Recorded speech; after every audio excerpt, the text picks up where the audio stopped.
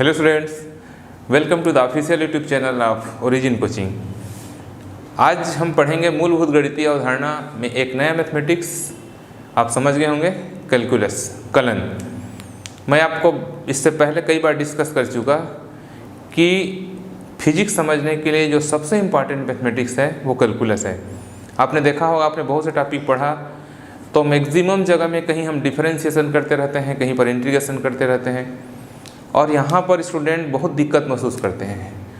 उसका सबसे बड़ा रीज़न ये है कि हम 10th क्लास तक इस मैथमेटिक्स का नाम भी नहीं सुने रहते।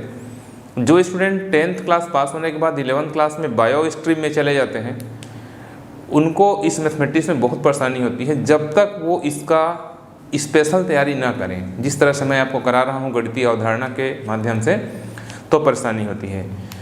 दूसरा, जो मैथ्स लिए भी हैं उनका मैथमेटिक्स में बाद में पढ़ना होता है, और फिजिक्स में उसका स्टार्टिंग तो पहले चैप्टर से ही हो जाता है। इसलिए ये बात हमेशा ध्यान में रखना कि आपका कैलकुलस स्ट्रांग होना बहुत ज़रूरी है फिजिक्स पढ़ने के लिए। और आगे यदि आप कॉम्पिटिटिव का प्रिपरेशन का तैयारी करेंगे, नीट IIT की तैयारी करेंगे, तो न्यूमेरिकल्स उसके बिना बनेगा ही नहीं। इसलिए आपको कैलकुलस को बहुत ध्यान से समझना है, और मैं पूरी कोशिश करूँगा कि इस तरह से मैं आपको कैलकुलस पढ़ाऊँ कि फिजिक्स में कहीं कोई परेशानी ना हो। देखिए, कैलकुलस बहुत ब्रॉड मैथमेटिक्स है, और उतने बड़े मैथमेटिक्स को इतना सीमित करके मुझे पढ़ाना है कि बायो के स्टूडेंट्स के लिए वो कोई बर्डन भी ना हो कि मैं उसको इतना ज़्यादा पढ़ा दिया कि उसको पूरा बर्डन हो गया, डर गया उससे, और यूजलेस भी है। और इतना कम भी ना हो जाए कि कई जगह उससे काम ही नहीं चल रहा है। तो बहुत बैलेंसिंग कंडीशन में मुझे वर्क करना होता है जब मैं ये मैथमेटिक्स पढ़ाता हूँ, और पूरे मेरे फोकस में बायो के स्टूडेंट होते हैं। क्योंकि यदि मैं मैथ्स के स्टूडेंट को ध्यान में रखूँ तो उनको तो बहुत एडवांस में पढ़ना है आगे मैथ्स में। इसलिए जितनी बातें मैं आपको बताऊँगा, जितने फार्मूले आपको लर्न करने बोलूँगा, आपसे बस मेरा एक ही रिक्वेस्ट है कि मेरे साथ ही साथ उसको आप तैयार करिए। तो हम 2-3 वीडियो में इसकी पूरी प्रैक्टिस आपको कराने वाले हैं, और उसके लिए आपको तैयार रहना है, ठीक है। तो सबसे पहले मैं तो आज इंट्रोडक्शन दे दूँ। इसका चैप्टर का नाम है हमारा कैलकुलस, हिंदी में बोलते हैं कलन, कैलकुलस। कैलकुलस मैथमेटिक्स को देने वाले जो मैथमेटिशियन हैं वो हैं न्यूटन। न्यूटन का सबसे बड़ा कंट्रीब्यूशन यही है। फिजिक्स में तो उन्होंने जितना भी कंट्रीब्यूशन दिया आपको पता है, मैथमेटिक्स में उनका सबसे बड़ा योगदान कैलकुलस देना है। न्यूटन ने कैलकुलस इसलिए दिया क्योंकि जब वो कोई फिजिक्स के फार्मूला डेरिवेशन करते थे तो एल्जेब्रिक मेथड से, बीजगणितीय विधि से परेशानी होती थी, या कैलकुलेशन बहुत लंबा जाता था। तो उन्होंने उस विधि को एक्चुअल में कॉम्पैक्ट किया, छोटा किया, थोड़ा सिस्टमेटिक किया, और एक न्यू मैथमेटिक्स इंट्रोड्यूस कराया। उसको हम बोलते हैं कलन। अब कलन को उन्होंने 2 पार्ट दिया। कलन को हम 2 पार्ट में पढ़ते हैं। पहला पार्ट उसका कहलाता है अवकलन। अवकलन इंग्लिश में बोलते हैं डिफरेंशिएशन, और दूसरा कहलाता है समाकलन। दोनों कलन हैं, एक समाकलन, इंग्लिश बोलते हैं इंटीग्रेशन। आप इंग्लिश नाम को बराबर ध्यान में रखिए, क्योंकि आपको पता है मैं हमेशा दोनों लैंग्वेज में आपको बताता हूँ हिंदी मीडियम स्टूडेंट्स को। अवकलन और समाकलन, ये 2 पार्ट दिया। अब यहाँ पर हम ये समझें कि भाई वास्तव में अवकलन क्या है और समाकलन क्या है। तो यदि हम अवकलन की तुलना बीजगणित से करें तो वास्तव में अवकलन का जो मतलब है उसका मतलब है घटाना। जैसे हम बीजगणित में घटाते हैं, तो आप ऐसा समझ सकते हैं कि अवकलन में हम चीज़ों को घटाते हैं। और इंटीग्रेशन मतलब होता है जोड़ना, चीज़ों को जोड़ना, जोड़ने की घटना को हम समाकलन कहते हैं। किसी भी चीज़ को जैसे फिजिक्स में पढ़ते हैं इंटीग्रेटेड सर्किट, IC, मतलब बहुत सारे सर्किट को जोड़ना। तो इसका शाब्दिक अर्थ ही यही है, डिफरेंशिएट करना माने बांटना, तोड़ना, घटाना, और समाकलन का मतलब होता है जोड़ना। क्लियर? इसको मैं इस तरह से एक अच्छे एग्जांपल से आपको बता सकता हूँ कि सपोज मुझे एक बिल्डिंग बनाना है। तो मुझे एक बिल्डिंग बनाना है तो मैं क्या करूँगा, ब्रिक्स लाऊंगा, ईंट लाऊंगा, और मेरा उन ईंटों को लेके सब हमारा राजमिस्त्री एक एक जोड़ जोड़ के बिल्डिंग बना दिया। तो वो हुआ इंटीग्रेशन, मतलब पूरे ब्रिक्स मिल के एक बिल्डिंग बना दिए, एक मकान का निर्माण कर दिए, वो इंटीग्रेशन हुआ। लेकिन सपोज हमने उस मकान को तोड़ा तो फिर ब्रिक्स अलग होंगे, तो हम उसी को क्या बोलेंगे, डिफरेंशिएशन बोलेंगे। तो ये आप समझ गए होंगे इस बात से, डिफरेंशिएशन का मतलब होता है उसको तोड़ना, टुकड़ा टुकड़ा करना, और इंटीग्रेशन का मतलब होता है छोटे छोटे टुकड़ों को जोड़ के बड़ा करना। ये इसका शाब्दिक अर्थ है। क्योंकि देखिए होता क्या है कि कई बार मैथमेटिक्स में ऐसे टर्म यूज़ किए जाते हैं जिनका हमको प्रॉपर सेंस नहीं पता। साइंस या मैथमेटिक्स का प्रॉब्लम का जो सबसे बड़ा वजह मैं जहाँ तक समझा वो यही है कि दिमाग में ऐसे शब्दों को स्टोर कर लेना जिसका हमको सेंस नहीं पता, जिनका मीनिंग नहीं पता। भाई एक्चुअल में इंटीग्रेशन कर रहे हैं, इंटीग्रेशन कर भी रहे हैं, लेकिन हमको पता नहीं कि इंटीग्रेशन में होता क्या है। तो फिजिक्स में हम कहीं पर जीरो से अनंत समाकलन करते हैं, तो स्टूडेंट को भी तो पता रहना चाहिए कि चीज़ों को जोड़ा जा रहा है। तो ये चीज़ है कि बेसिक स्ट्रांग होने का मतलब ये है कि चीज़ें आपको इतनी गहराई तक पता हो कि बिल्कुल दिमाग में वो बैठ जाए कि हाँ मैं इंटीग्रेशन कर रहा हूँ मतलब जोड़ रहा हूँ, डिफ्रेंशिएट कर रहा हूँ मतलब उसको घटा रहा हूँ। क्लियर। अब देखिए इसका संकेत, जब हम अवकलन करते हैं तो निश्चित रूप से उसका कोई क्या होगा, संकेत होगा। जैसे आपको चीज़ों को जोड़ना घटाना होता है तो संकेत बनाया गया है कि नहीं। भाई घटाना था तो माइनस बनाया गया, तब तो आप जाने कि घट रहा है। तो उसी तरह से इसका कुछ संकेत बनाया गया होगा। तो इसका संकेत है d/dx। यहाँ पर x एक वेरिएबल है और जिसका डिफरेंशिएशन होगा उसको हम यहाँ लिखेंगे ये y, और इसको हम पढ़ेंगे dy/dx। सामान्य रूप से पढ़ेंगे dy/dx, लेकिन वास्तव में उसका भाग नहीं हो रहा है। यहाँ पर y का डिफरेंशिएशन, इसका मतलब है y का x के सापेक्ष अवकलन। एक एक मीनिंग को आप समझते जाना। पहले y का x के सापेक्ष अवकलन, यहाँ पर आप देखो किसका अवकलन हो रहा है, किसका बोलने से, y का। किसके सापेक्ष हो रहा है तो x के सापेक्ष हो रहा है। और यहाँ पर ये जानना जरूरी है कि यहाँ पर कंबाइंड रूप से दोनों के लिए आप ये समझो कि here y is a function of x। इसका मतलब यह है कि y जो है x का एक फलन है। y x का एक फलन है कहने का मतलब क्या होता है कि यहाँ पर जो भी y का मान रखा जाएगा वह x के फॉर्म में रखा जाएगा, तभी उसका अवकलन होगा। ये संकेत किस प्रकार से, जैसे मैं आपको बोलूं कि 10 में 3 को घटाना है तो 10 - 3 आप लिखोगे, आंसर आएगा 7। तो ये माइनस हुआ इसका संकेत, जैसे d/dx है। और यहाँ पर दो चीज़ें हैं, एक 7 है एक 3 है। मैं बोलूँगा 10 में घटा दो तो क्वेश्चन अधूरा है, क्योंकि आप पूछोगे सर कितना घटा दें। यदि मैं सिर्फ 10 में घटा दे बोलूँ तो कुछ उसका सेंस ही नहीं है। मेरे को बताना पड़ेगा कि 10 में किसको घटा दें। मैं बोलूँगा 10 में 3 को घटा दो तो आप बोलोगे कि सर 7 आंसर आएगा। वैसे मैं बोलूँ y को डिफरेंशिएट कर दो, that is incomplete question. y differentiate होगा किसके साथ होगा, जैसे 10 में घटेगा कौन घटेगा, उसी तरह से यहाँ पर 2 वेरिएबल्स होते हैं कि डिफरेंशिएट होगा y। आप एक एक वर्ड को बहुत ध्यान से समझना, अदरवाइज फिर जब इतना डिफिकल्ट मैथमेटिक्स का बेसिक सेंस ही ना क्लियर हो तो आगे तो प्रॉब्लम ही प्रॉब्लम है। तो डिफरेंशिएट हो रहा है y, इसका मतलब यह है कि जो ऊपर में लिखा जाता है उसका डिफरेंशिएशन होता है और जो नीचे में वेरिएबल लिखा जाता है उसके सापेक्ष होता है। ये इसका मतलब है। क्लियर। अब यहाँ पर एक महत्वपूर्ण बात यह है कि जैसे यहाँ पर मैंने लिखा है 10 - 3 = 7, तो 10 - 3 = आपने 7 बोल दिया, लेकिन मान लो मैं इसको ऐसा लिख देता 10 किलोग्राम -3 सेकंड, तो आप आंसर क्या दोगे? तब आप बोलोगे कि सर ये क्वेश्चन तो गलत है, बेवकूफ़ीपूर्ण क्वेश्चन है। किलोग्राम में सेकंड भाई कैसे घटेगा? ठीक है कि घटा दोगे, 7 बोल दोगे? नहीं, ये गलत है।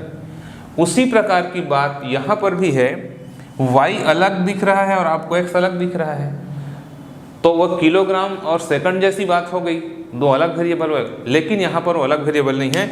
आगे हम इसको बता रहे हैं कि here y is a function of x। आगे हम क्या कह रहे हैं मालूम इसमें, हम कह रहे हैं कि यहाँ जो y लिखा गया है वो y नहीं है, वहाँ y नहीं रहेगा, y की जगह में जो आएगा वो x का एक फलन होगा। मतलब यहाँ पर x स्क्वायर हो सकता है, साइन x हो सकता है, log x हो सकता है, e to the power x हो सकता है। माने y का जो भी मान यहाँ पर आएगा वह किसके पदों में आएगा, x के पदों में आएगा। ये हुआ डिफरेंशिएशन का मीनिंग। अब हम चलते हैं इंटीग्रेशन में। इंटीग्रेशन मतलब होता है जोड़ना, जिसको इंग्लिश में हम बोलते हैं सम, SUM, सम, सम माने जोड़ना। तो ये एस का जो इसका मतलब होता है देखो डिफरेंशिएशन। तो डिफरेंशिएशन में लिखा गया D by d x, D मतलब डिफरेंशिएशन, संकेतों को भी प्रॉपर उसी के हिसाब से बनाया गया है डिफरेंशिएशन, इसीलिए डी बाई डी एक्स। यहाँ पर यू बाई वी भी तो लिखा जा सकता था, लेकिन डी क्यों लिखा गया, D by D means differentiation. तो समाकलन को हम इंग्लिश में सम कहते हैं, तो ये उसका संकेत बनाया ऐसा एस की तरह, एक्सटेंडेड फॉर्म में एस का सा लंबा कर दिया, इसीलिए उसका संकेत एस बनाया गया। सबका अपना एक मतलब है, और यहाँ पर जिस फंक्शन का इंटीग्रेशन होता है वो y है, ऐसा लिखेंगे, और y dx, ये इसको हम जनरली i से प्रदर्शित करते हैं, i फॉर इंटीग्रेशन। तो ये हो गया इंटीग्रेशन ऑफ y dx, माने y का x के सापेक्ष समाकलन। तो ये मैंने इसका बताया आपको संकेत कि क्या होता है, अवकलन का मतलब क्या होता है और समाकलन का मतलब क्या होता है। क्लियर, ये तो हुआ इसका सामान्य मीनिंग। अब कैलकुलस में जो सबसे महत्वपूर्ण बात है वो है फार्मूला। कैलकुलस वैसे तो पूरा मैथमेटिक्स ही फार्मूला पर बेस्ड है। आपको पता है कि मैथ्स में अच्छा कमांड करने का पहला स्टेप है आपको फार्मूला याद होना चाहिए। कैलकुलस तो पूरा फार्मूला पर बेस्ड मैथमेटिक्स है। कैलकुलस और ट्रिग्नोमेट्री ये दो ऐसे मैथमेटिक्स हैं जिसमें 10 लाइन का यदि मेरे को मैथ्स को सॉल्व करना है तो 10 से ज़्यादा उसमें फार्मूला लग जाता है, यानी हर लाइन में नया फार्मूला। तो हर मैथमेटिक्स का अपना एक बिहेवियर है, हर मैथमेटिक्स का अपना एक नेचर है। तो कैलकुलस कम्प्लीटली फार्मूला पर बेस्ड मैथमेटिक्स है।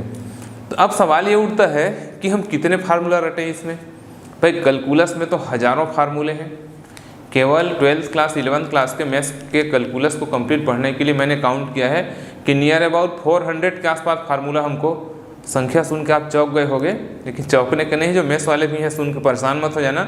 उसको हम एक दिन में याद नहीं करते, उसको हम एक एक करके याद करते जाते हैं, धीरे धीरे इतना याद हो जाता है हमको पता ही चलता, क्योंकि मैथमेटिक्स में हर स्टेप में फार्मूला लगा रहे हैं, धीरे धीरे लर्न हो जाता है वो।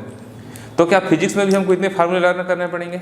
नहीं, फिजिक्स में हमको उतने फार्मूले नहीं लर्न करने पड़ेंगे। फिजिक्स में कुछ लिमिटेड फार्मूला ही यूज़ होते हैं, जिसका मैं भी आपको कलेक्शन दूंगा। और मेरा चैलेंज है कि आपने उतना फार्मूला लर्न कर लिया यदि अच्छे से, और जितना प्रोसेस मैं आपको बता दिया उतना यदि आप कमांड कर लिए, तो आपको 11th-12th स्टैंडर्ड के फिजिक्स में इंक्लूडिंग कॉम्पिटिटिव एग्जाम कहीं कैलकुलस में प्रॉब्लम नहीं आएगा, ये मेरी आपको गारंटी है। इसलिए इतना आपको ध्यान से करना है। तो पहले मैं आपको 15 फार्मूला का कलेक्शन दूंगा। कुछ फार्मूले मैं खुद यहाँ पर बोर्ड में लिख के उसको आपको एक्सप्लेन भी कर रहा हूँ, और बाकी फार्मूले का मैं अपने बोर्ड में भी एक फार्मूला का कलेक्शन, एक चार्ट दे दूंगा, जिसका आप स्क्रीनशॉट करके रख लोगे और उसको याद कर लोगे। फिर उसके बाद में उस पर क्वेश्चन प्रैक्टिस कराऊंगा। ठीक है, तो चलिए अपन फार्मूले पर बात करते हैं। ये clear, integration, differentiation, differentiation, integration.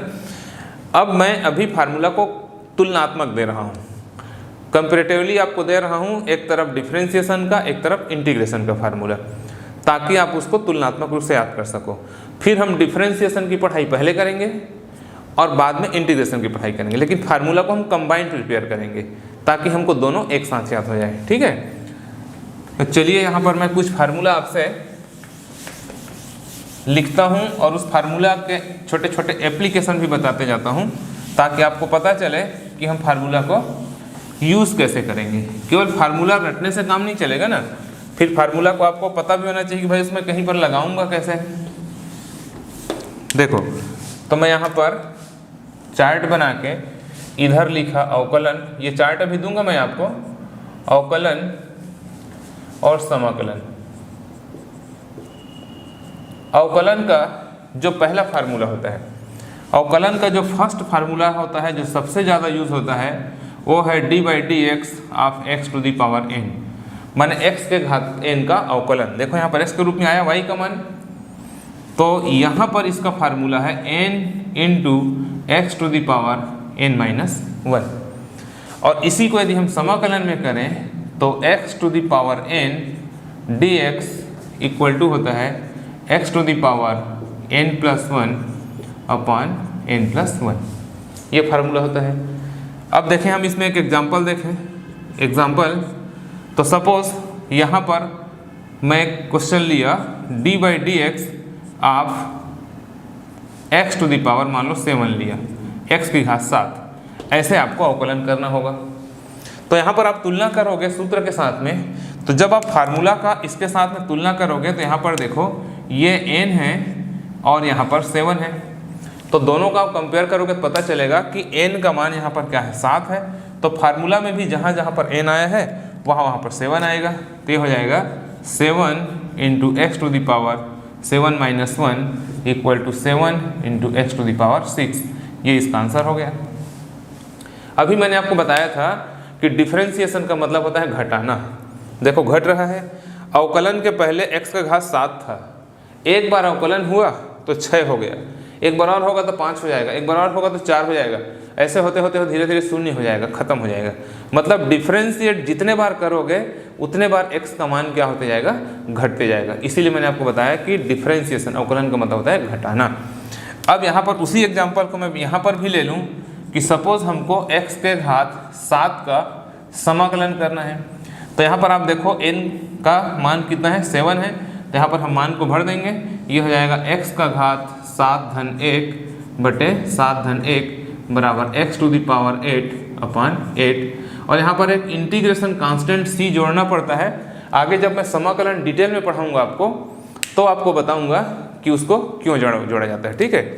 तो ये प्लस c हो, तो देखो यहाँ पर x का घात 8 हो गया। अभी मैं आपको बताया था कि समाकलन में बढ़ता है, वैल्यू बढ़ता है। देखो पहले 7 था, अब क्या हो गया 8 हो गया। अब एक महत्वपूर्ण कॉन्सेप्ट यहाँ पर मैं आपको और क्लियर कर दूं कि समाकलन जो होता है या अवकलन जो होता है वह समाकलन का विपरीत प्रोसेस होता है, जस्ट अपोजिट होता है। किस प्रकार से, यहाँ पर देखो, यहाँ एक एग्जाम्पल की सहायता से मैं आपको समझा रहा हूँ। एक एग्जाम्पल लिया, ये कॉन्सेप्ट मेरा ध्यान से समझना। मैं ये बताने जा रहा हूँ आपको कि अवकलन समाकलन के अपोजिट प्रोसेस है। जैसे उससे पहले एक छोटा एग्जाम्पल बता दूँ आपको अलजेब्रा का। 10 में से 3 घटाया तो 7 आया। क्वेश्चन ध्यान समझना, 10 में कितना घटाया तो 7 आया, 3। 10 में 3 घटाया तो 7 आया। अब मैं आपसे पूछूं कि 7 में कितना जोड़ूं तो 10 आएगा। नेचुरली इसमें 3 जोड़ूं तो क्या आएगा, 10 आएगा। इसका मतलब यह है कि जोड़ना घटाने के विपरीत प्रक्रिया है। जितना किसी चीज़ पर घटाया जाता है उतने ही चीज़ यदि उसके रिजल्ट पर जोड़ दिया जाए तो हमको वही पूर्ववत संख्या प्राप्त हो जाता है। इसीलिए हम कहते हैं कि घटाना जोड़ने का उल्टा प्रोसेस है। यहाँ पर हम बार बार बोलते हैं कि अवकलन या समाकलन एक दूसरे के अपोजिट प्रोसेस है। तो भाई समझना भी तो पड़ेगा कैसे अपोजिट है। तो चलो हम एक एग्जाम्पल से इसको समझते हैं। सपोज हमने कोई क्वेश्चन लिया y equal to x to the power 5 लिया, ये हमारा क्वेश्चन है। y बराबर x का घात 5 ये प्रश्न है। अब इसी का मैं यहाँ पर किया अवकलन, इस साइड में अवकलन कर रहा हूँ। तो d/dx of x to the power 5 equal to, यहाँ से आप समझ गए होंगे 5 इंटू हो जाएगा x टू द पावर 4। ये हो गया क्लियर। अब मैं इसी का क्या कर दूँ, समाकलन। ध्यान देना यहाँ पर, मेरी बातों को थोड़ा बहुत क्लियर सुनना। x के घात 5 का अवकलन किया तो ये आया। अब इसका समाकलन करने से ये आना चाहिए, तभी तो उल्टा प्रक्रिया हुआ उसका। तो जो रिजल्ट आया है चलो उसका समाकलन करते हैं। तो हम समाकलन कर देते हैं अब 5 into x to the power 4 dx। ये हमने इसका समाकलन कर दिया। समाकलन करेंगे तो यहाँ पर क्या होगा, 5 जो है 5 जो है कांस्टेंट है, इसलिए हम उसको समाकलन से बाहर कर देंगे। तो 5 को मैंने बाहर कर दिया और x के घात 4 का समाकलन क्या होगा, x के घात 4 माने 4-1 क्या हो गया 5 और बटे 4-1 मतलब 5। और यहाँ देखो दोनों 5 कैंसिल हो गया, x टू द पावर 5 आ गया। और यही क्या था, हमारा क्वेश्चन था। इस एग्जाम्पल से आप समझ गए होंगे कि अवकलन समाकलन के अपोजिट प्रोसेस है। कहने का मतलब ये मैं सिंगल सेंटेंस में बोलूँ तो इसका मतलब यह है कि जिस फंक्शन का अवकलन किया जाता है तो जो रिजल्ट आता है उस रिजल्ट का यदि समाकलन कर दिया जाए तो मूल फंक्शन जिसका अवकलन हुआ था वो हमको प्राप्त हो जाता है। क्लियर? ये कॉन्सेप्ट आपके दिमाग में क्लियर होना जरूरी है कि अवकलन और समाकलन एक दूसरे के जस्ट अपोजिट हैं। और ये मैंने पहले फार्मूला पर आपको डिस्कस किया जो इसका पहला फार्मूला है और जो सबसे ज़्यादा यूज़फुल है। देखिए, पहले मैं आपको तुलनात्मक फार्मूला दे रहा हूँ और इस फार्मूला के चार्ट के बाद मैं कुछ क्वेश्चन के और प्रैक्टिस आपको कराऊंगा, लेकिन पहले मैं आपको दे रहा हूँ ये फार्मूला का चार्ट। 15 फार्मूला है, उसमें कुछ का और ज़रूरत पड़ेगा जिसको मैं समझाते समझाते आपको बताऊंगा। तो ये मैं अपने बोर्ड पर उसको डिस्प्ले कर रहा हूँ कुछ देर के लिए और आप लोग उसका स्क्रीनशॉट ले लोगे और स्क्रीनशॉट लेके आप अपने पास उसको सुरक्षित रख लोगे। जब भी आपको रिवीजन करना होगा आप गणितीय अवधारणा का एक बढ़िया नोट्स बना लो क्योंकि मैंने गणितीय अवधारणा का PDF नहीं दिया है और ज़रूरत भी नहीं है, मैथमेटिक्स है। आप मेरे वीडियो को बार बार देखो, सभी वॉल्यूम को जो मैं बीजगणित पढ़ाया, द्विपद प्रमेय पढ़ाया, सदिश बीजगणित पढ़ाया, उसको बार बार देखो क्योंकि गणितीय अवधारणा गाड़ी में पेट्रोल डलवाने जैसी बात है। मैं आपको समझाया था कि हमारे व्हीकल में पेट्रोल खत्म हो जाता है तो तुरंत हम पेट्रोल टंकी में जाते हैं और पेट्रोल भरवाते हैं, डीजल भरवाते हैं, करते हैं ना ऐसा। वैसे जब भी आपको लगे कि मेरा गणितीय अवधारणा कमज़ोर हो गया, मैं भूल रहा हूँ, मैं अवकलन भूल गया, मैं समाकलन भूल गया, तो आप इमीडिएट उसका रिवीजन करिए क्योंकि इसकी ज़रूरत आपको लगातार पड़ेगी। क्लियर? तो ये देखिए, ये फार्मूला का लिस्ट है, इसको आप स्क्रीनशॉट ले लीजिए।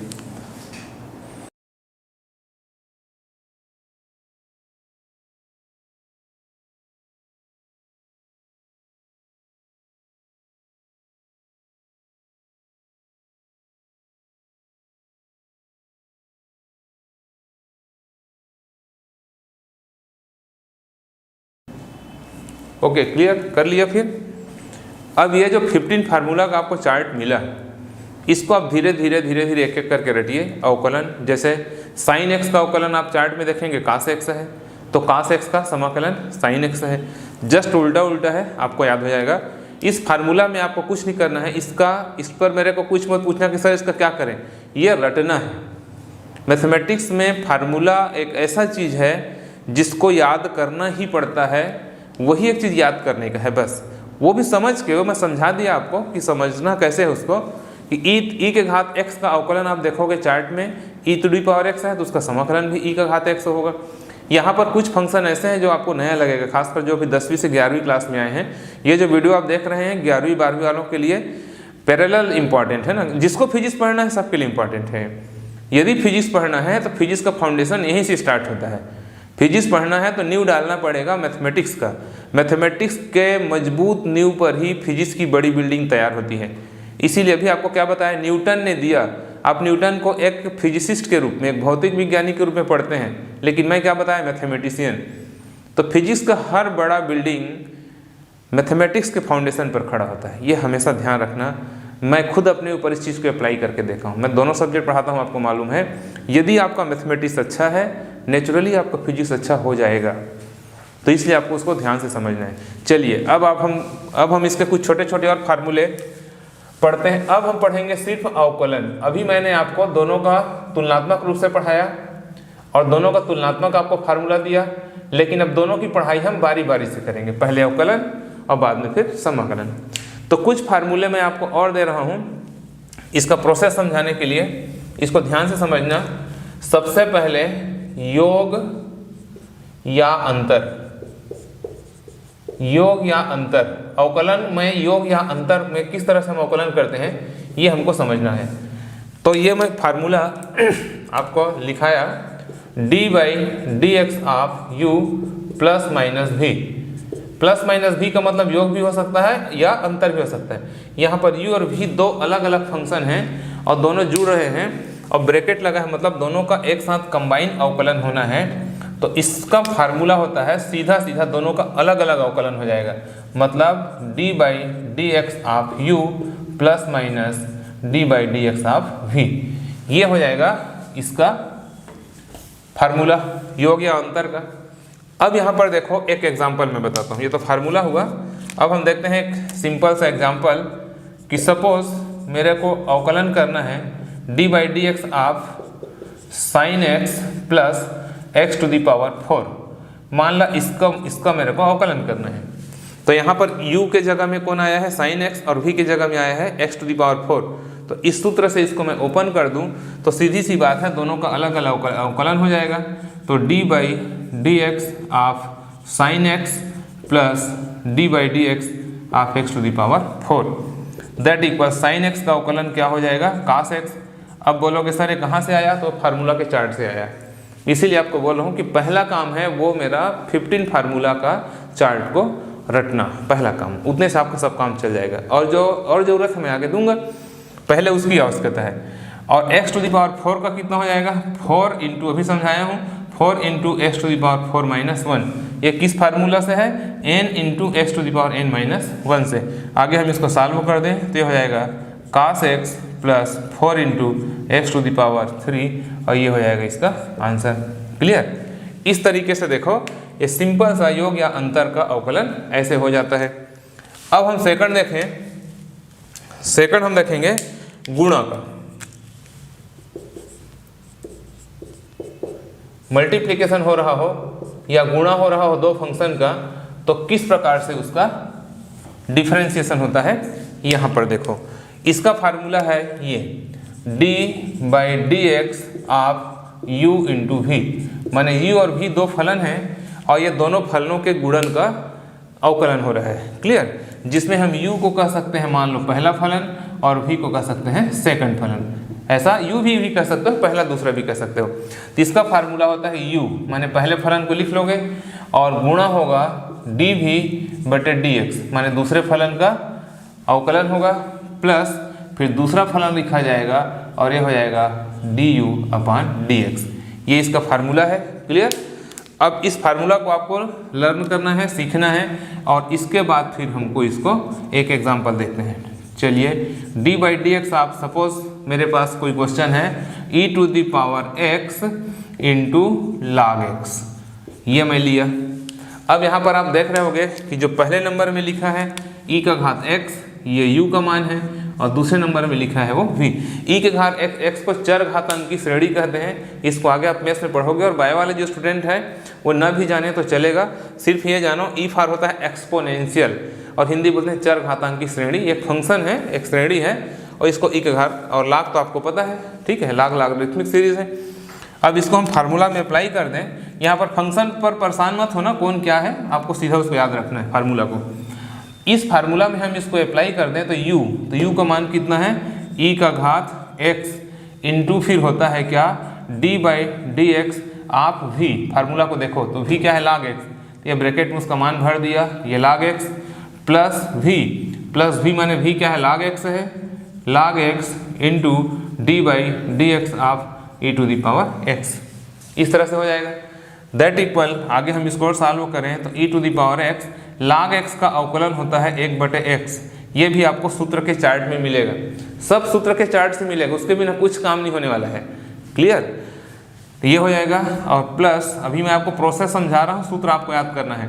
e के घात x का अवकलन क्या होगा e to the power x ही होता है।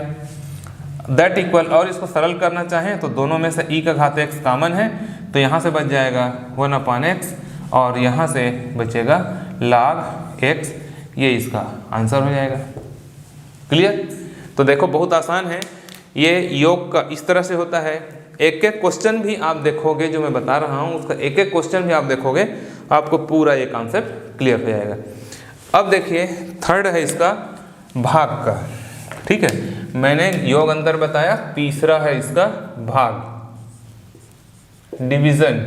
यदि भाग के रूप में हो तो हम किस प्रकार से इसको बनाते हैं। तो भाग का फार्मूला थोड़ा कॉम्प्लिकेटेड होता है, थोड़ा ध्यान से समझना।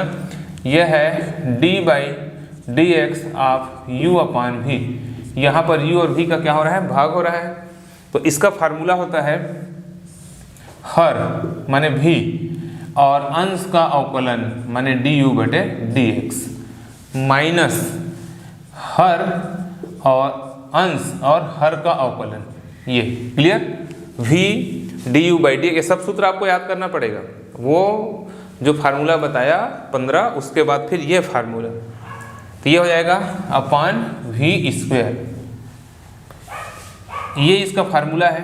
अब इस फार्मूला के बेस पर हम एक क्वेश्चन यहाँ पर भी देख लेते हैं। सपोज यहाँ पर मैं एक क्वेश्चन लिया d/dx आप सपोज यहाँ पर ले लिया मैं log x अपान x, ये ले लिया मान लो log x अपान x।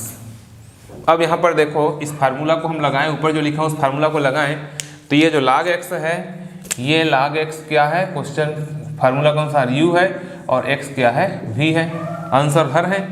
तो वहाँ पर मान को भरते जाओ तो क्या होता है v क्या है अपने पास x, ये हो गया x into d/dx of u, तो u क्या है अपने पास log x है, और minus log x into d/dx of v क्या है अपने पास x है, ये हो गया।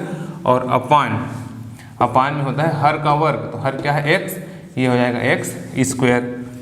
मतलब हम एक बार फार्मूला में पहले स्टेप में फार्मूला में मान भर दिया और दूसरे स्टेप में क्या किया, किसका डिफरेंशिएशन क्या होता है ये लिख देंगे। तो ये हो जाएगा x इंटू log x का differentiation 1/x minus log x और dx बटे dx, x का x के सापेक्ष जो अवकलन है वो 1 होता है। क्लियर, ये ध्यान रखना, dx बटे dx कितना होता है 1 होता है। तो यहाँ पर हो गया x स्क्वायर दैट इक्वल, आगे हल करें तो x कट जाएगा, तो ये हो जाएगा 1 माइनस यहाँ से बचेगा क्या log x और 1 माइनस log x अपान x स्क्वायर, ये इसका आंसर हो जाएगा। ये होता है भाग का फार्मूला। तो योग या अंतर का फार्मूला, फिर गुणा का फार्मूला, फिर भाग का फार्मूला, इस तरीके से आप देखो हम इसको समझ सकते हैं। तो ये है योग या अंतर गुणा भाग का डिफरेंशिएशन कैसे होता है। एक क्वेश्चन ही सफिशिएंट है, अभी मैं आपको इसका प्रोसेस समझा रहा हूँ, ये आपको फार्मूला और उसको कैसे बनाते हैं। लेकिन यहाँ पर एक बात आप ध्यान दे रहे होंगे कि यदि ये सब फार्मूला याद ना हो कि log x का अवकलन 1/x होता है, कि e के घात x का अवकलन e का घात x होता है, यदि sin x का अवकलन cos x होता है, जो चार्ट में मैंने आपको दिया है, ये सब फार्मूला यदि आपको याद ना हो तो ये सब जानने का कोई मतलब ही नहीं है, ये यूजलेस है, समझ लीजिए। तो आपको इसको ढंग से समझना है। आप इस एक एग्जाम्पल का स्क्रीनशॉट ले लीजिए और आपको मेरा सजेशन है इसका फेयर नोट्स जरूर बनाइए, मेरे इसी कलेक्शन का नोट्स बनाइए और आपके पास जो भी बुक होगा वहाँ से थोड़ा प्रैक्टिस कर लीजिए। तो ले लीजिए इसका स्क्रीनशॉट ले लीजिए आप। ओके, चलिए अब मैं आपको इसका सबसे इम्पॉर्टेंट कॉन्सेप्ट और लास्ट कॉन्सेप्ट डिफरेंशिएशन का, लास्ट मीन्स आपके लिए ना फिजिक्स के हिसाब से, मैं पहले डिस्कस कर चुका इस मैटर पर कि मैं कैलकुलस पढ़ा रहा हूँ फिजिक्स को ध्यान में रख के, ना कि मैथमेटिक्स का कैलकुलस पढ़ा रहा हूँ। मैथमेटिक्स का कैलकुलस का तो इतना बड़ा सिलेबस है कि 12th मैथ्स में 50% सिलेबस ओनली कैलकुलस है। तो यहाँ पर हम फिजिक्स में उसको उतने पढ़ते हैं जितना हमारा फिजिक्स में काम आएगा, उतने ही पढ़ते हैं। अब है फलनों के फलन का, फलनों के फलन, फलनों के फलन का अवकलन, फलनों के फलन का अवकलन मतलब differentiation of function of function, differentiation of function of function. ये क्या होता है देखो, जैसे हमारे पास कोई फंक्शन है, सपोज y, हम फंक्शन को y लिखते हैं, y इक्वल टू मान लो हमने लिखा है log sin x, ये हमने लिखा है y equal to log sin x। ये फंक्शन ऑफ फंक्शन कैसे हुआ, और भी हो सकते हैं। कैसे हुआ, यहाँ दो फंक्शन है, log अपने आप में खुद एक फंक्शन है और उसके अंदर एक साइन फंक्शन है। log खुद एक फलन है, log फलन लॉगरिथमिक फंक्शन है, और साइन क्या है, त्रिकोणमिति फलन है। तो ये ऐसे प्रश्नों का डिफरेंशिएशन हम आपको सिखा रहे हैं जिसमें दो या दो से अधिक फलन एक साथ कंबाइंड फॉर्म में होंगे। क्लियर। अब इसको जो बनाने का जो मेथड है, इसको जो बनाने का मेथड है वो दो मेथड है। पहला जो मेथड है वो कहलाता है प्रतिस्थापन। यहाँ पर मैं प्रतिस्थापन विधि का उपयोग करके, ये बुक में आपको ज़्यादातर यही मिलेगा, तो पहले मैं आपको प्रतिस्थापन विधि से इसको समझा रहा हूँ। ठीक है, तो इसमें कैसे करते हैं, सबसे पहले क्वेश्चन को लिख लिया y equal to log sin x। अब अवकलन करने पर अब हमने किया अवकलन, तो दोनों पक्षों का अवकलन करने पर x के सापेक्ष लिखेंगे या नहीं लिखेंगे तो भी चलेगा, x के सापेक्ष अवकलन करने पर तो ये हो जाएगा dy by d x equal D by d x of log sin x, ऐसा लिख सकते हैं अपन इसको। क्लियर। अब यहाँ पर हमारा समस्या क्या आया कि हम तो भाई log का डिफ्रेंसिएशन जानते हैं, log sin x का तो नहीं जानते। तो यहाँ पर परेशानी क्रिएट कौन कर रहा है, sin x, ये हमको परेशान कर रहा है। यदि log x होता तो उसका सीधा सूत्र हम जानते हैं 1/x लिख देते हैं, लेते भाई ये तो log sin x है। तो यहाँ पर प्रतिस्थापन विधि क्या कहता है, प्रतिस्थापन मतलब उसके जगह में दूसरे को स्थापित करना है। तो यहाँ पर हम मान लेंगे क्या कि माना कि sin x को हमने मान लिया u या t v w कुछ भी मान सकते हैं। तो sin x को मान लो u मान लिया मैं, अब इसको मान लिया तो हमारा क्वेश्चन क्या हो जाएगा, therefore dy by d x of d by d x log, अब sin x को u लिख दूँ, sin x को पूरा तो क्या हो जाएगा log u। अब ये हमारा सूत्र वाले फंक्शन के फॉर्म में आ गया, लेकिन यहाँ एक नया समस्या पैदा हो गया। क्या, अभी मैंने आपको बताया था कि किलोग्राम में सेकंड ऐड या सब्सट्रैक्ट नहीं हो सकता, जुड़ घट नहीं सकता, वैसी समस्या यहाँ आ गया। ये u है और ये x है, तो या तो दोनों को x होना चाहिए अवकलन होने के लिए, या तो दोनों को u होना चाहिए, क्योंकि एक जैसे चर का ही अवकलन या समाकलन होगा। ये कॉन्सेप्ट आप ध्यान में रखना। तो यहाँ संभव नहीं है, तो इसको आगे एडजस्टमेंट करेंगे।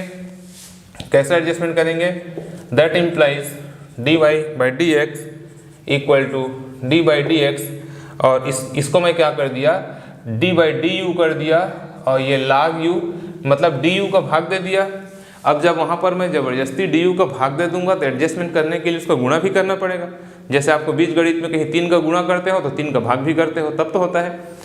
तो du का भाग किया तो इसके लिए मैं du का गुणा कर दिया, ये du हो गया, और ये dx जो ऑलरेडी यहाँ पर है dx, इसको मैं नीचे लिख दिया, ये dx हो गया। क्लियर यहाँ तक। अब यहाँ पर काम हमारा कैसे आसान हो गया कि अब इसका अवकलन हो सकता है, क्योंकि यह भी u है, ये भी u है, तो इसका अवकलन हो जाएगा। जो मैंने रेडिंग से राउंड किया है उसका अवकलन हो जाएगा। तो कैसे हो जाएगा, देखो, that implies dy by d x equal to log u का अवकलन हो जाएगा 1/u। सूत्र से log x का अवकलन 1/x होता है, तो log u का अवकलन 1/u होगा। और इसको हम कैसे लिख सकते हैं, इसको लिख सकते हैं d by d x of u। तो u के मान को आप भर दो जो माने हो। u हम किसको माने हैं, sin x को माने हैं, तो यहाँ पर हम इसको भर दिए क्या, sin x। That implies dy by d x equal to 1/u का मान यहाँ पर फिर भर दो। u का मान क्या है, हमने sin x माना है ये, तो ये मैंने लिख दिया sin x, और इनटू अब sin x का x के सापेक्ष अवकलन हो जाएगा, क्योंकि दोनों x हैं। तो sin x का अवकलन क्या होता है, cos x, ये हो गया cos x, that equal cos x बटे sin x क्या हो जाएगा, cot x। ये इसका आंसर हो जाएगा। ये कहलाता है प्रतिस्थापन के द्वारा फलनों के फलन का अवकलन। क्लियर यहाँ तक। अब यहाँ पर देखो, ये जो मेथड है ये बहुत लेंदी है, मुझे ये मेथड बिल्कुल भी अच्छा नहीं लगता, लेकिन ये प्रॉपर मेथड है। बुक में ज़्यादातर राइटर यही मेथड से लिखे रहते हैं। अब मैं आपको एक सेकंड मेथड बता रहा हूँ, इसको ध्यान से समझना, और मेरा आपको सजेशन है कि यही मेरे सेकंड मेथड को आप ज़्यादा तैयार करो, आपको ये अच्छा लगेगा। देखिए अभी आप पढ़ेंगे आपको अच्छा लगेगा ये मेथड नंबर 2। तो मेथड नंबर 2 में देखो, ये हमारा क्वेश्चन है y equal to log sin x, ये हमारा क्वेश्चन है। यहाँ कोई प्रतिस्थापन मत करो, सीधा उसका अवकलन करो। क्लियर। तो देयरफॉर अवकलन करेंगे यदि, तो dy by d x equal to d by d x of, ये हो जाएगा log sin x, ये हो जाएगा dy by d x equal to d by d x of log sin x। सीधा उसका डिफ्रेंशिएट कर दो। अब करना क्या है, थोड़ा ध्यान से सुनना है। यहाँ पर यहाँ जो बताने वाला हूँ उसको बहुत कॉन्सेंट्रेट होकर सुनना। ये log sin x है, लेकिन इसको आप sin x के रूप में मत देखो, इसको आप देखो x के रूप में। अभी आपके दिमाग में sin x हटा दो और आप सोचो कि ये log sin x नहीं है, ये log x है, ऐसा सोचो आप कुछ देर के लिए, फिर मैं बताऊंगा उसको कैसे करते हैं। ये सेकंड नंबर का मेथड को हम बोलते हैं चैन रूल, ये ध्यान रखना, इसको हम बोलते हैं चैन रूल। चैन मतलब क्या होता है, कड़ी, एक एक कड़ी अपन खोलते जाते हैं, उसी को चैन बोलते हैं। तो log sin x को मैंने क्या सपोज कर दिया, log x। अब जब वो log x है तो अवकलन तो हो जाएगा, क्योंकि log x का अवकलन अपने को पता है, क्लियर, 1/x। तो इस तरह से जैसे यहाँ पर हमने log u को 1/u लिखा था, तो वैसे यहाँ पर हम log sin x को क्या लिख सकते हैं, इसको लिख सकते हैं 1/u, तो 1/sin x। तो ये हम 1/x सोचेंगे लेकिन लिखेंगे वही जो है, थोड़ा मेरी लैंग्वेज को ध्यान देना, हम इसको x माने हैं तो log x का अवकलन 1/x, लेकिन यहाँ पर x नहीं लिखेंगे, लिखेंगे वो जो वास्तव में है, ये x थोड़ी है तो sin x है। तो log sin x का अवकलन 1/sin x। और चैन रूल क्या कहता है कि यदि आपने किसी फंक्शन को जो कि x नहीं था, sin x था, उसको आप x के फॉर्म में अवकलन कर दिए, तो बोलता है कि फिर मेरा दोबारा अवकलन करना पड़ेगा। भाई तुमने मुझे x मान के कर दिया लेकिन मेरा अवकलन तो नहीं हुआ है, इसलिए मेरा दोबारा अवकलन होगा। तो यही चैन है, ये हो जाएगा d/dx ऑफ sin x। ये स्टेप को थोड़ा ध्यान से समझना, क्या बोला एक बार मैं रिपीट करता हूँ, सुनना, क्योंकि यहीं पर बहुत लोग दिक्कत महसूस करते हैं, मुझे मालूम है। d/dx of log sin x को आप समझो कि log x, तो log x का अवकलन 1/x, लिखो वही जो है। अब बाद में इसको दोबारा आप अवकलन कर दो, ये sin x हो गया, क्लियर, दैट इक्वल, अब ये हो जाएगा 1/sin x, और sin x का अवकलन cos x, और cos x अपन sin x क्या हो जाएगा, cot x। ये हो गया इसका आंसर, इस तरह से। तो यहाँ पर आप देखो कि 2 लाइन में बन गया, ये तो क्वेश्चन है 1 2, तीसरे लाइन में आंसर, और ये कितना लेंदी था। तो ये दोनों मेथड को क्या है, एक बार में आपको डिफ़िकल्ट लगा होगा, थोड़ा पहले पहले आप कैलकुलस समझ रहे हो और इतनी सारी बातें एक साथ बता दूंगा, तो आप क्या करो, इसको दिमाग में एक बार बिठाओ ध्यान से। आज मैं अपने क्लास को यहीं पर क्लोज कर रहा हूँ, इसमें इसको आप अपने दिमाग में बहुत ध्यान से बिठाओ, और इसका सेकंड पार्ट जब मैं लेके आऊँगा कैलकुलस का, तो इसके क्वेश्चन पर मैं आपको प्रैक्टिस कराऊंगा, क्योंकि एक ही दिन बहुत सारा करा दूँ तो आप बिल्कुल, मेरे को पता है आप उलझ जाओगे। तो आपको मैं एक वर्क दिया, सेकंड वीडियो जो इसका आएगा सेकंड पार्ट, वो भी अवकलन पर होगा, वो ओनली क्वेश्चन पर प्रैक्टिस होगा, कोई कॉन्सेप्ट नहीं है, सिर्फ क्वेश्चन पर प्रैक्टिस। लेकिन आपका कौन सा कोऑपरेशन चाहिए मेरे को, उस दिन आपको एक एक फार्मूला रटा हुआ होना चाहिए, और ये जो मैं एक एक क्वेश्चन बताया, जोड़ने घटाने पर, गुणा पर, भाग पर और फलनों के फलन पर, इसका प्रोसेस पता होना चाहिए आपको। सुन लो मैं क्या बोला ध्यान से। यदि आपको पूरा फार्मूला लर्न हो गया 15, और ये जो चीज़ें मैंने बताई एक एक क्वेश्चन, उसका मेथड क्लियर हो गया, तो मैं नेक्स्ट वीडियो में जो क्वेश्चन की प्रैक्टिस कराऊंगा उसमें खूब इंजॉय करोगे। अदरवाइज कैलकुलस फिर आपके लिए बर्डन बन के रह जाएगा। क्लियर? Okay, thank you.